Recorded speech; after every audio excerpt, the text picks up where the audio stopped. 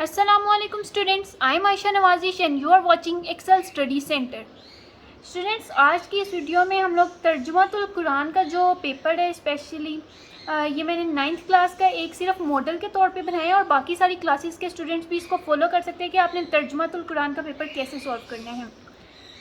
Students, सबसे पहले मैंने आपने एक बात याद रखनी है कि आपने मार्कर्स कौन कौन से यूज़ करने हैं। 605 मार्कर, ये कट मार्कर्स हैं, 604 मार्कर्स और बाकी अंडरलाइनिंग के लिए 605 डबल कट मार्कर। स्टूडेंट्स, अब तो आपके लिए और भी इजी हो गया। जैसे ये मार्कर है तो इसके एक साइड पे 605 है और दूसरे साइड पे 604 है, तो अब आपको अलग अलग मार्कर्स भी रखने की ज़रूरत नहीं है। सबसे पहले आपने मेन हेडिंग देनी है इंशाई तर्ज, उसके बाद सवाल नंबर 2 ये आपका आ जाता है मुख्तसर जवाबात। तो आपने ये मेन हेडिंग्स को 605 से लिखने के बाद 605 डबल कट मार्कर से अंडरलाइन करना है।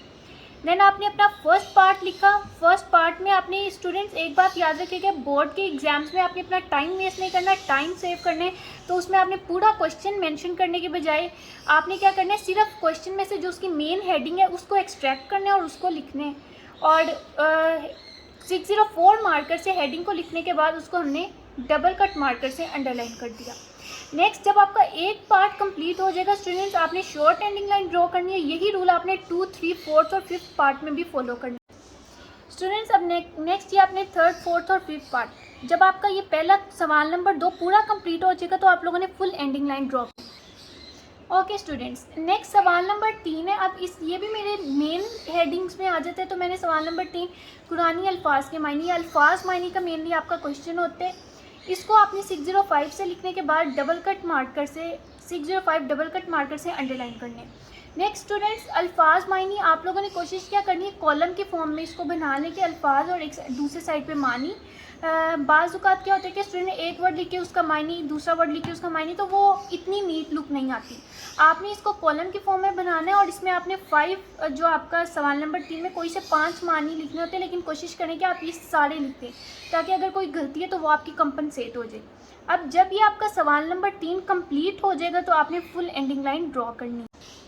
ओके स्टूडेंट्स, नेक्स्ट है हमारा सवाल नंबर 4। सवाल नंबर 4 में क्या होता है, तर्जुमा आपने करना होता है। आपको छोटी छोटी आयतें दी होती हैं, तो आपने क्या करना है कि हर पार्ट लिखना है, सबसे पहले मेंशन करना है, फिर आपने डॉटेड फॉर्म में ज़रूर मेंशन करना है ताकि कहीं आपकी कोई मिस्टेक वगैरह होगी बल्कि क्लियर हो जाए कि आप कौन सी पार्ट का तर्जुमा पहले कर रहे हो। अगर आप ये डॉटेड फॉर्म में करोगे, पहली तो बात है ये ब्यूटीफुल और नीट लुक आएगी।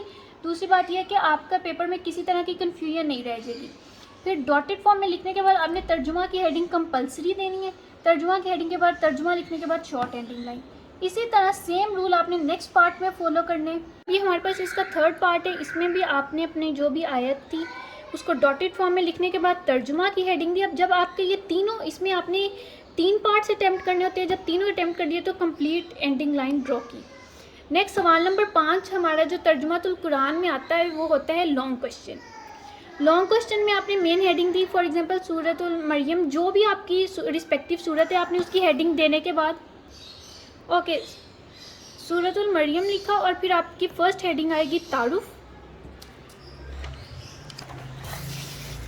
नेक्स्ट आपने जैसे अब आपको पता है कि लॉन्ग क्वेश्चन में हेडिंग्स बहुत इंपॉर्टेंट रोल प्ले करती हैं। अब आपने आगे सब हेडिंग्स बनाते जाने हैं। हिजरत हबशा, मज़ामीन, खुलासा, ये तो उन्होंने खुद भी क्वेश्चन में भी मेंशन किया होता है कि इनकी हेडिंग्स कंपलसरी बनानी होती हैं।